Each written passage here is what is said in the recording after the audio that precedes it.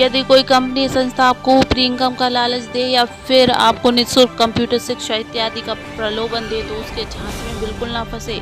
हो सकता है आप भी उसकी ठगी का शिकार हो जाएं। जी हाँ, एक ऐसा ही ताज़ा मामला नरसिंहपुर से निकलकर सामने आया है, जहां पर कॉलेज के छात्र छात्राओं को कंप्यूटर शिक्षा और अतिरिक्त इनकम का लालच देकर उनके साथ जालसाजी की गई है। गांव से पढ़ाई करने वाले छात्र छात्राओं को एक प्राइवेट संस्थान के कंप्यूटर कोर्स के अलावा ऊपरी इनकम देने का लालच देकर पहले 200 रुपए लेकर कराया रजिस्ट्रेशन। दूसरे ही दिन किसी से 15,000 तो किसी से 17,000 रुपए भरवा कर क्लास करवाई और 1-2 दिन क्लास कराने के बाद जब छात्र क्लास में पहुंचे तो वहां खाली कमरों के अलावा कुछ नहीं मिला। ना ही संस्था से जुड़े लोग वहां मौजूद मिले और ना ही दस्तावेज, और संस्था के लोगों से जुड़े मोबाइल भी बंद हो चुके हैं। खुद को ठगा महसूस कर रहे छात्रों ने एसपी से आकर लिखित शिकायत करते हुए कार्रवाई की गुहार लगाई।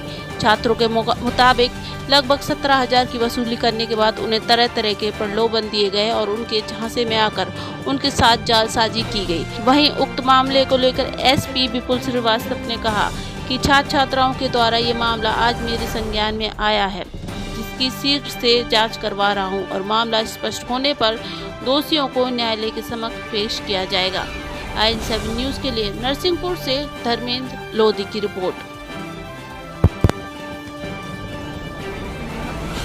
कॉलेज जा रहे थे तो रास्ते में हमको नीमा साहू नाम की एक लड़की मिली, जो मतलब हमको रोक के हमसे पूछने लगी कि क्या करती हो। तो हमने बोला पढ़ते हैं।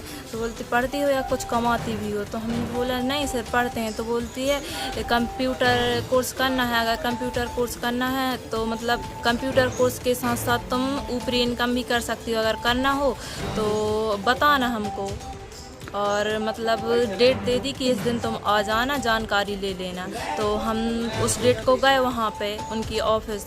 तो उन्होंने हमसे 200 रुपये रजिस्ट्रेशन के लिए लिए और फिर कुछ बताया, और उसके दूसरे ही दिन बाद वो मतलब वहाँ की फ़ीस मांग लेने लगे कि 17,500 यहाँ की फ़ीस है, तब जाके आप यहाँ से कंप्यूटर कोर्स कर सकते हैं और इनकम कर सकते हैं।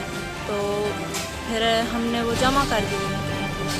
कौन कौन गए थे फीस लेने के लिए? फीस लेने के लिए वृंदावन कुमार और नीमा साहू गए थे। ये कहाँ के हैं?